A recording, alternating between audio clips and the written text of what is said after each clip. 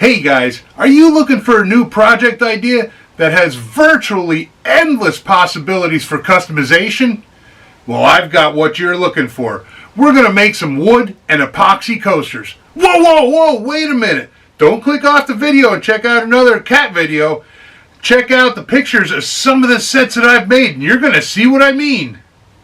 The options can range from military service to firefighters to police officers, to something romantic, ooh la la, or your favorite motocross track, or even America's 250th birthday. Happy birthday!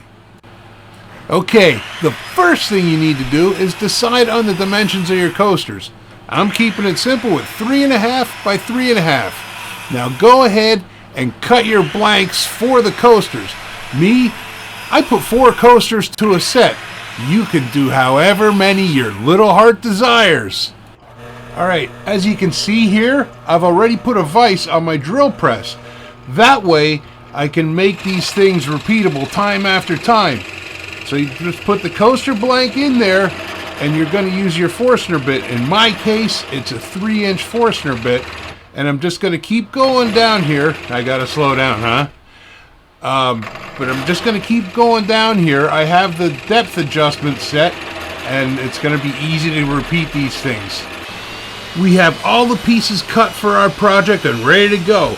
Now what I'm doing here is I'm just cutting down a 1x6 so I have material I can make the side slats of our storage crate.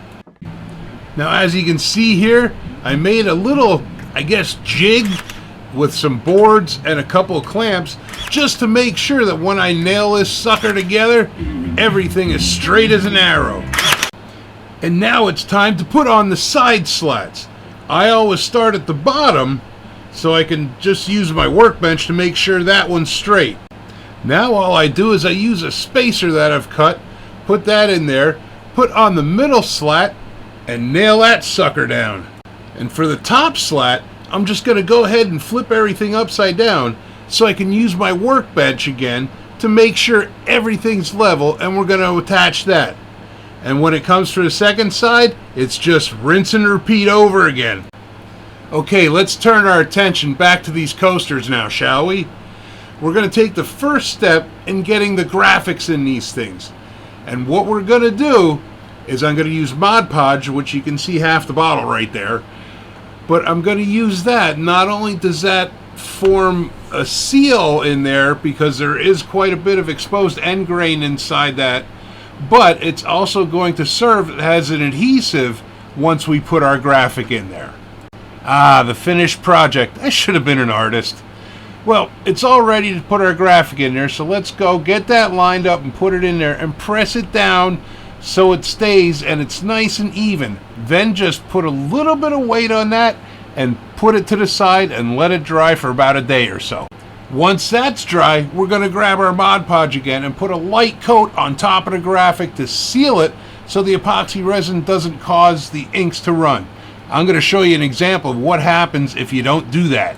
Now before you go and start mixing your resin, you want to put it in warm water for about 10 to 15 minutes. It's going to flow easier, it's going to stir together better, and it's going to produce a lot less bubbles, making your job a lot easier. And don't forget your proper PPE, especially a respirator, because this produces some nasty fumes. Make sure that those filters are rated for organic vapors. Once you're ready to start mixing your epoxy, you're going to need a scale. This one I picked up at Harbor Freight. I believe it was like under $20. But you need the scale because you need to mix parts A and B precisely. If you get the mixture a little bit off, your resin is not going to cure fully and it's going to remain all tacky and sticky. Yeah, go ahead and ask me how I know. 5 minutes later. Now, if you don't have a vacuum chamber to help draw those bubbles out of your resin, another method you can use is the 2-cup method. Here you're seeing I'm just slowly pouring the resin into the second cup, and now I'm actually using a popsicle stick to further reduce the speed of the incoming resin.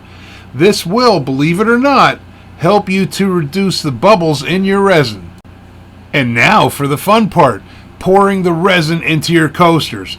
Now what I normally do is I'll normally pour half of it in there, and then I hit it with a torch. And remember, when you hit it with the torch to remove bubbles, just kiss it, because you can cause the resin to prematurely set up and it'll ruin your whole project. And once I get done doing that first kiss with the torch, I go ahead and pour the rest of it, and I kiss it again with the torch to get any little bubbles out, and it comes out almost perfect. One more helpful tip that I found out the hard way: make sure when you set your project to the side to cure, you cover it. You don't want to come back in a day or two when everything's all set up and the resin's nice and hard and find some dust in there or dirt or dead bugs or whatever. It's going to ruin your project and probably ruin your day. And now there's only one thing left to do. Take a look at the great project that you just finished. Give yourself a great big pat on the back, and now get out in the shop and make some more sawdust.